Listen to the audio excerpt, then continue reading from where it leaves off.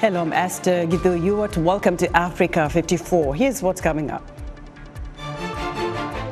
Mozambicans vote Wednesday in a tense general election likely to deliver victory for the ruling Frelimo party, which has governed the Southern African nation since 1975. US President Joe Biden postpones his trip to Germany and Angola to oversee the response to Hurricane Milton, which is barreling toward the state of Florida. And the Millennium Challenge Corporation, a U.S. government agency, invests over $10 billion in 24 African countries. All this and much more coming up on today's Africa 54.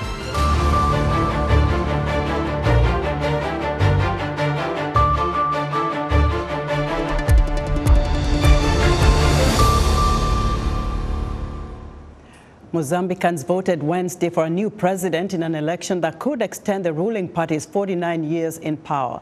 Daniel Chapo is the candidate for the ruling Front for the Liberation of Mozambique party. Analysts say the strongest challenge to the Frelimo party's dominance is likely to come from 50-year-old independent candidate Venancio Mondlane. Poverty is the major concern for Mozambique's 35 million people. VOA's Philip Alexiou has more.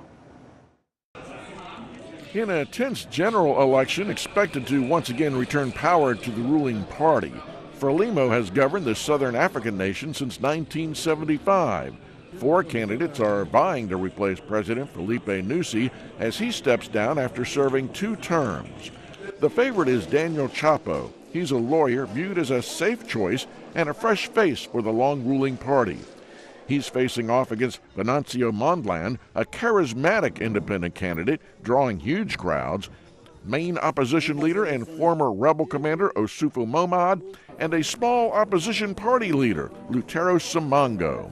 At polling stations in Inhambane, voters expressing their hopes and expectations. I hope that the elected president will be the best for our country and will improve conditions in the country, and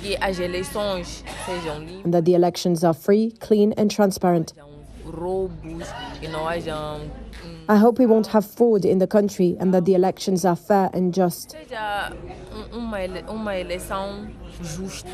For Arlindo Ernesto, a healthcare worker, he wants to see better times ahead. I hope a change.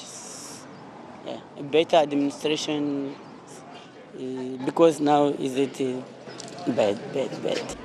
Frelimo first allowed elections in 1994 and has since been accused of rigging them, charges it denies. A disputed outcome could trigger protests similar to those which were forcefully suppressed after Frelimo swept last year's municipal elections. Nyusi is calling for calm after casting his vote in central Maputo. We are asking all citizens to not create disorder and not agitate others as well, so that everything happens peacefully. Poverty is the major concern among Mozambique's 35 million people, half of whom are registered to vote. The country is also grappling with an Islamist insurgency in the north that has forced thousands to flee their homes and halted multi-billion-dollar gas projects. Philip Alexiou, VOA News. This is Mozambique's 7th general election since a multi-party democracy was introduced in 1994, 2 years after the ruling Frelimo party signed a peace deal with Renamo rebels in Rome to end a 16-year civil war that killed approximately 1 million people. For more on the Mozambique presidential election, VOA Nairobi Bureau Chief Mariama Diallo joins us live via Skype from Maputo, Mozambique. Mariama, what were your observations on today's voting process? Esther, thanks for having me. I think people were very excited and were eager to get onto polling stations and vote. And as early as 7 a.m., it actually started with rain here in Maputo. But as early as 7 a.m., people showed up. I visited two voting stations. You talk about outgoing President Filipe Nyusi, where he voted. That's where I was. And things at first glance seemed calm and seemed, just going business as usual. And it's at the Justina Machel Secondary School where he voted. And as an observer told me, is that maybe everything was going well because the outgoing president voted there. Also, two other opposition candidates voted there. Also, for Mamad, the Renamo leader, voted there, and Lutero Simango, both of them. So two opposition parties and the outgoing president. So it was very smooth. I would say the second, I also visited another polling station, the February 3rd primary school, where I think most people who waited long, maybe told me they waited for 1 hour. I think the highest number or the longest time I got was somebody saying he waited 2 hours. Other than that, things seemed to go very smoothly. And that was just in Maputo, or were there any other kind of incidents reported at polling stations across the country? That's a very good question. And this is just two polling stations that I visited. But so far, I haven't really heard a lot of things. If there were issues, we probably would have heard about them by now. But I also have to say some of the polling stations are just closing. Some of them may be closed about 30 minutes ago. So as reports start coming in about everything that happened across the country, we'll know more about, what happened versus what didn't happen in some of these polling stations. It's the night when people don't sleep waiting to hear who won. Do we know when the final results are likely to be announced? Well, as soon as I actually I finish talking to you, I'm heading right back out to basically visit one or two polling stations so I can be part of that vote counting, which is probably already on the way at this point for at least the polling stations that have closed. So we'll probably watch that all night. And I think people talk about maybe 15 days to a month. Although other Mozambicans have reminded me that the latest municipal elections that happened, which was much smaller, they did not get official results until about a month. So we'll see, and we'll bring you the information as soon as we get it. Mariama, many thanks for your great reporting. VOA Nairobi Bureau Chief Mariama Diallo reporting live for us from Maputo, Mozambique. Now, vote counting is to begin immediately after polling stations close Wednesday evening. And joining me now from Maputo is Mr Valy, a Mozambican analyst and journalist. Mr. Valy, which political party appears likely to win this election? Hi, good evening. Everything seems to point out that the ruling Frelimo party will win the elections. But if the playing field was level, I think we're going to have a runoff because there's been a heavy challenge from a new entrant, and the independent Venancio Mondlane, and who seem to be exciting lots of youth to come out. And then most youth here are unhappy with the ruling party. And as I walked around in the various polling stations, I could see they were filled with the youth. But responding to your questions, the ruling party is going to win the elections by hook or by crook. Wow. Now, Valy, what are some of the issues Mozambicans are most concerned about and would like to see the incoming administration fix? Right. Jobs, especially for the youth. The economy hasn't been doing well. There are various reasons for that. Then we have kidnappings which affect the business community, especially those of Asian descent, but which has implications to the wider economy, specifically when we're looking at the trade and so on and so forth. And then we have corruption, which really has plagued the country. Just to give you an example, and then bringing back the youth. For a youth to get a job, for example, he or she will have to pay somebody to ensure that they get a particular position, for example. So corruption has been really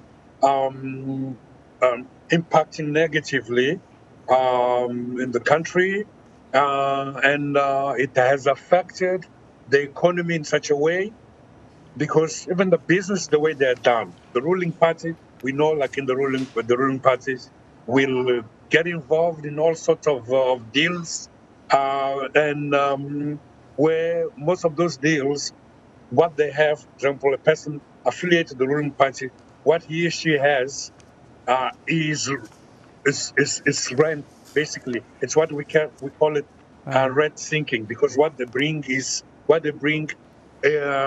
would be land, or maybe lobbying, because they can lobby the president, so on and so forth. Let's move on.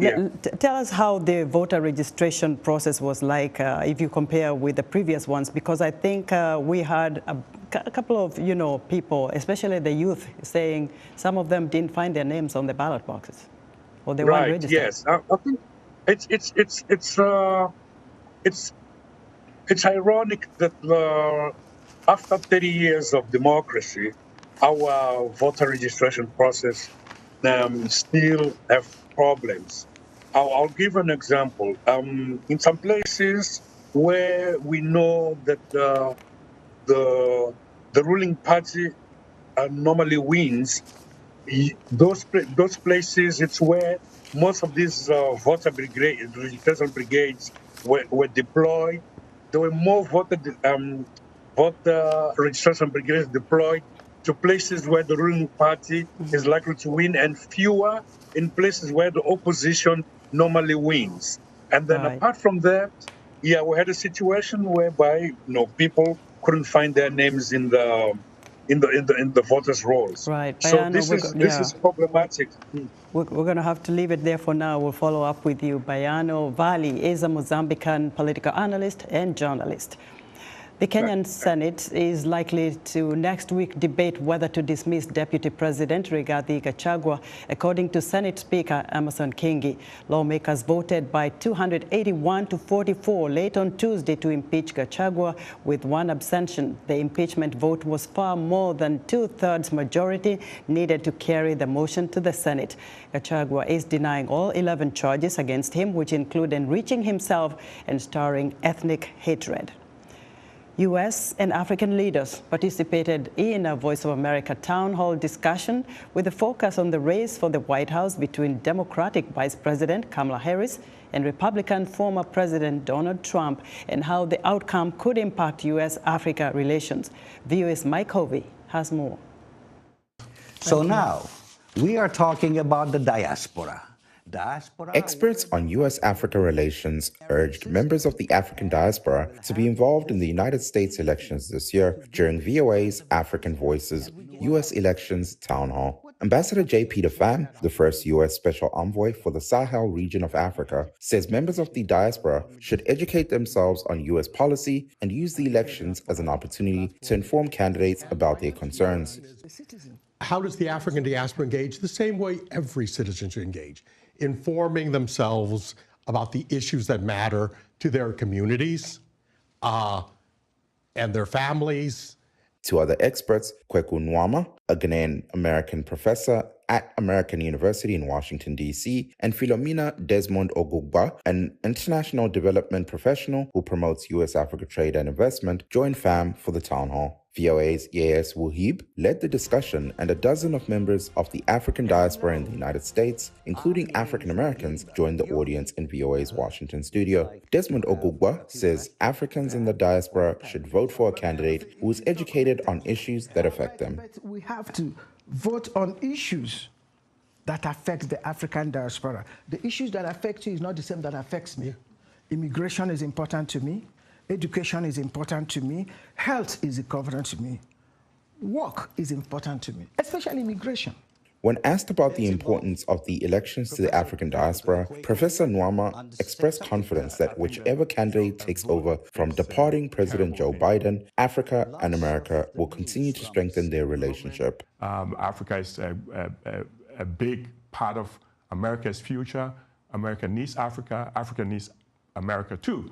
And then there's speculation about what happens with the candidates that we have running. And I think that no matter who wins this election, Africa will continue to be an important part of America's foreign policy, and Africa will continue to have friends on both sides of the aisle, whether it's a Republican president or a Democratic president. The panelists also fielded questions from members of the audience, including how Black people in America, including African Americans, Africans, and those from the Caribbean, can work together to contribute to the continent's economic growth. Be sure to watch the full town hall, which will air Wednesday on VOA Straight Talk Africa program at 18:30 UTC to 19:30 UTC, or catch it on voaafrica.com. Mike Ove, VOA News, Washington. We're excited to hear what you think about Africa 54 and all our VOA Africa programs on our website at voaafrica.com. Still to come, Hurricane Milton causes U.S. President Joe Biden to change his plans. We'll be right back.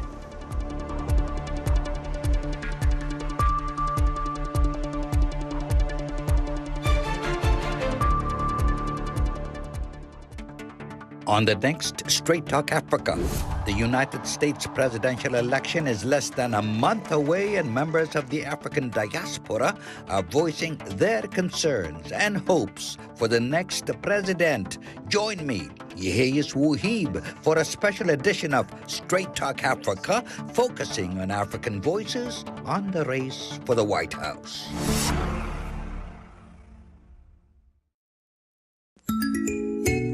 One in 10 eligible voters in the United States are immigrants who are naturalized citizens. Among them is an estimated over 2.4 million foreign-born Africans who are now U.S. citizens, according to the Pew Research Center.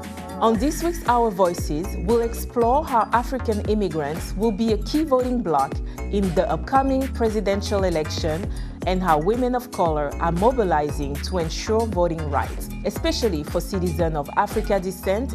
Join the conversation each week right here on Our Voices.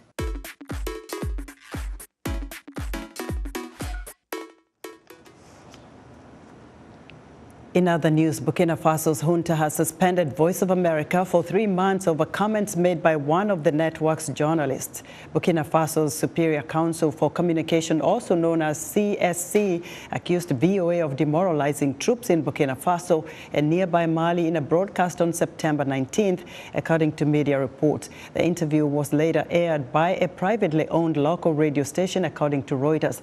Burkina Faso's foreign ministry did not reply to VOA's email requesting comment for this story. Nigerian health officials say cholera is surging, with the number of cases and deaths increasing by more than 200% this year. The Nigerian Center for Disease Control says the country has recorded nearly 11,000 cases of cholera this year. And Cameroonian government officials say President Paul Biya, 91, is in good health, contrary to information circulating on social and mainstream media. Biya, however, has not been seen in public since his official visit to China more than 1 month ago, and citizens say they want proof that their longtime leader is well. U.S. President Joe Biden has postponed his planned trip to Germany and Angola this week to oversee the response to Hurricane Milton, which is barreling toward the state of Florida just days after Hurricane Helene ravaged the southeastern U.S. VOA White House Bureau Chief Patsy Widakuswara has the story. Florida residents brace for Hurricane Milton, less than 2 weeks after the southeastern U.S. state was hit by Hurricane Helene. I am scared. Mierda. It's bad. Very scared. We're evacuating. Had to get a hotel very far away. It's definitely pretty scary. All of my years living there, it's definitely the scariest, most hyped up hurricane we've ever had. Downgraded from Category 5 to 4 Tuesday, Milton is projected to make landfall overnight Wednesday, with a storm surge much stronger than what some residents experienced during Helene. President Joe Biden postponed his trip to Germany and Angola, scheduled for Thursday, so he can oversee the disaster response. The governor of Florida has been cooperative. He said he's gotten all that he needs. I talked to him again yesterday, and I said, no, you're doing a great job. It's all being done well. We thank you for it. and I literally gave my personal phone number to her. Less than a month to the election, former President Donald Trump has made false claims that the federal government is doing little to assist hurricane victims. The Republican nominee sought to gain a political edge by tying the claims to his Democratic rival, Vice President Kamala Harris. He and she, they send hundreds of billions of dollars. They send hundreds of billions of dollars to foreign nations. And you know what they're giving our people? $750. Harris attacked Trump for, quote, pushing out disinformation. It's extraordinarily irresponsible. It's about him. It's not about you. And the reality is that FEMA has so many resources that are available to folks who desperately need them. As the politicians traded barbs, Floridians in beach communities followed evacuation orders issued by their governor, Ron DeSantis, who warned of storm surge and flooding. We will have, before landfall, 8,000 National Guard for the state of Florida that will be activated. We have already on hand 34 different search and rescue aircraft. We've never had this many resources prior to a storm. Despite earlier reported tensions, DeSantis, a Republican, said he had received needed support from the Biden administration. Meanwhile, rain and powerful winds battered Mexico's Yucatan Peninsula Tuesday as Milton headed eastwards towards Florida. Patsy Widakuswara, VOA News, Washington. The Millennium Challenge Corporation, a U.S. government agency, is investing over $10 billion in programs in 24 African countries. Two-thirds of its portfolio is dedicated to African partner countries committed to good governance and investing in their people. VOA technology correspondent Paul Ndiho has a special guest for this report today. Hello, Paul.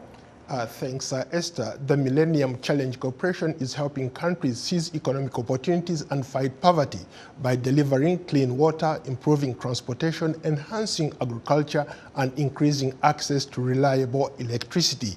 The MCC recently signed a $480 million compact to help millions of people in Sierra Leone access affordable and reliable electricity.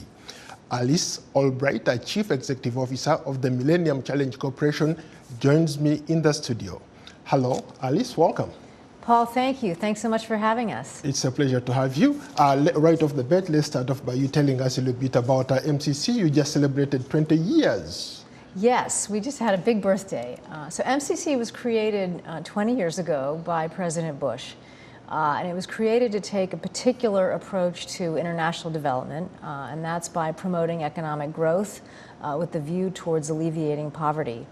And when we were started, we were very much an experiment. But over the last 20 years, we've built an incredible track record, and I think we've become very proven in doing so. Since we were started, we've put to work just under $17 billion in 48 countries in multiple different sectors in about 80 different programs around the world. And we estimate that we've helped about 400 million people over the course of that work. So we're off to a good start. Interesting.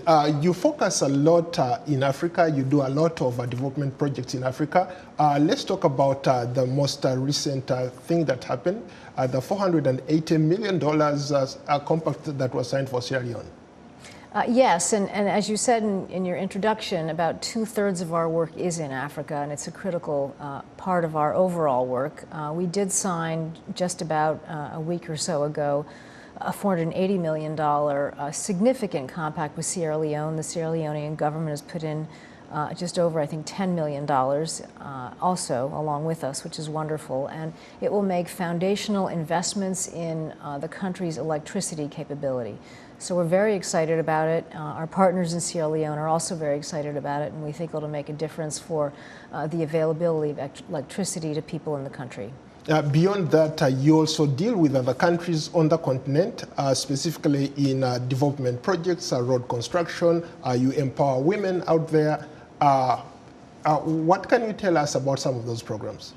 Well, currently we're working across the continent. We've got many programs going on in West Africa as well as in southern and southeastern Africa, and they range across many different sectors, everything from agriculture to electricity to education, to coastal livelihoods, to resilience, to transportation.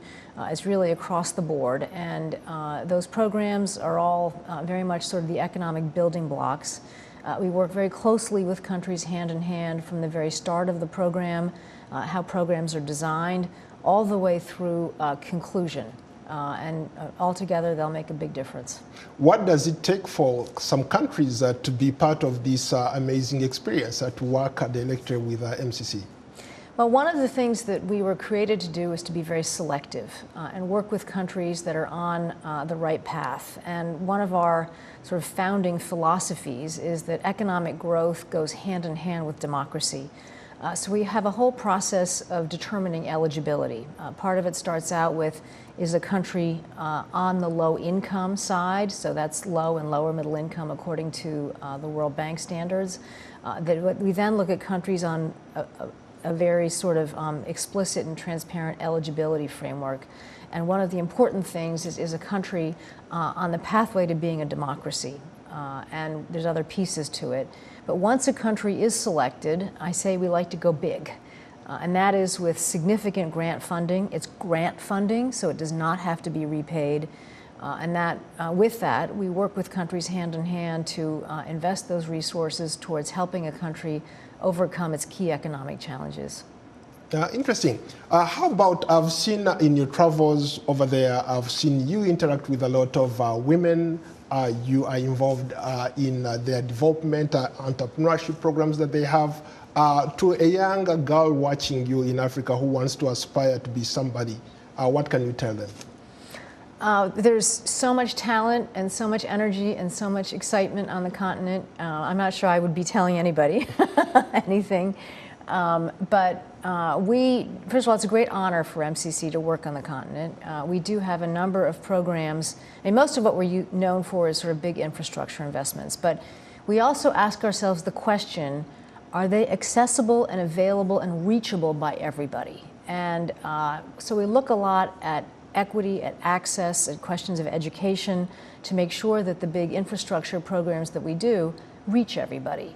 And we spend a lot of time asking whether or not women have the access to capital, to markets, to owning their own land that they need in order to also get ahead. And so we do a lot of reform work along the side with countries to make sure that women get access to the opportunities that they need.